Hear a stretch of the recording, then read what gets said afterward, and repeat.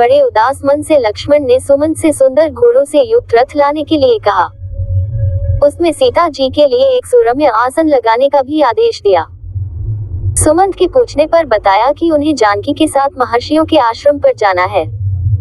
रथ आ जाने पर लक्ष्मण सीता जी के पास जाकर बोले, देवी, आपने महाराज से मुनियों के आश्रमों में जाने की अभिलाषा प्रकट की थी। महाराज की आज्ञा से तैयार होकर आ गया हूँ ताकि आपको गंगा तट पर ऋषियों के पवित्र आश्रमों तक पहुँचा सकूं। लक्ष्मण के वचन सुनकर सीता जी प्रसन्नतापूर्व उनके साथ चलने को तैयार हो गई। मुनि पत्नियों को देने के लिए उन्होंने अपने साथ बहुत से बहुमूल्य वस्त्र, आभूषण और नाना प्रकार के रत्न रख लिए।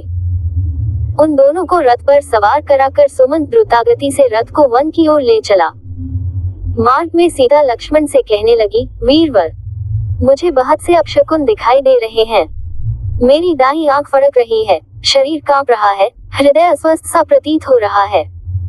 तुम्हारे भाई कुशल से तो हैं, मेरी सब सासुएं सानंद तो हैं। सीता की अधीर वाणी सुनकर लक्ष्मण ने अपने मन की उदासी दबाकर उन्हें धैर्य बंधाया। दूसरे दिन प्रातःकाल वे आगे चले और दोपहर तक गंगा के तट पर जा पहुँचे। गंगा की जलधारा को देखते ही लक्ष्मण के नेत्रों से जलधारा बह चली और वे फूट फूट कर रोने लगे। सीता ने चिंतित होकर उनसे रोने का कारण पूछा। लक्ष्मण ने उनके प्रश्न का कोई उत्तर नहीं दिया और रथ से उतर नौक पर सवार हो सीता सहित गंगा के दूसरे तट पर जा पहुँचे। उस तट पर नौक से उतर लक्ष्मण सीता से हाथ जोड़कर बोले, देवी, आज मुझे बड़े भैया ने वह कार्य सौंपा है जिससे सारे लोक में मेरी भारी निंदा होगी।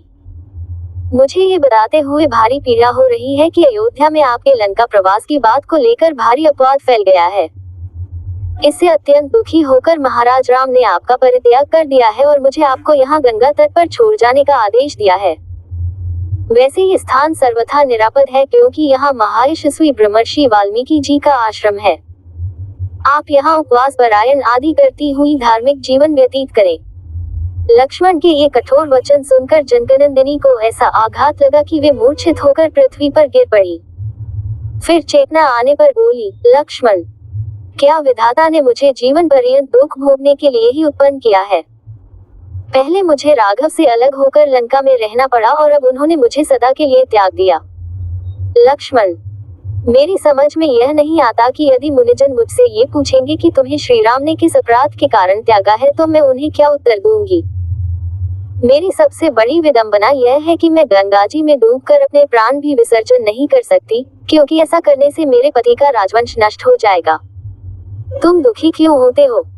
तुम तो महाराज की आज्ञा का ही पालन कर रहे हो, जो तुम्हारा कर्तव्य है। जाओ, तुम लौट जाओ और सबसे मेरा सादर प्रणाम कहना। सीता से आज्ञा लेकर अत्यंत दुखी मन से लक्ष्मण मृतप्राय शरीर को धोते हुए रथ पर बैठे और बैठते ही मूर्छित हो गए। मूर्छा दूर होने पर वे फिर आंसू बहाने लगे। उधर सीता विलाप करती हुई चीत्कार करने लगी। दो मुनि कुमारों ने सीता को इस प्रकार विलाप करते देखा तो उन्होंने ब्रह्मर्षि वाल्मीकि के पास जाकर इसका वर्णन किया। समाचार सुनकर वाल्मीकि जी सीता जी के पास पहुँचे और बोले, पतिव्रते, मैंने अपने युगल से जान लिया है कि तुम राजा दशरथ की पुत्रवधू और मिथिलेश की पुत्री हो।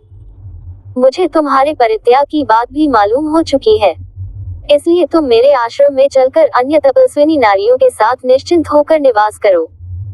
वे तुम्हारी यथोचित देखभाल करेंगी। मुनि के वचन सुनकर सीता ने उन्हें श्रद्धापूर्वक प्रणाम किया और महर्षि के आश्रम में आकर रहने लगी।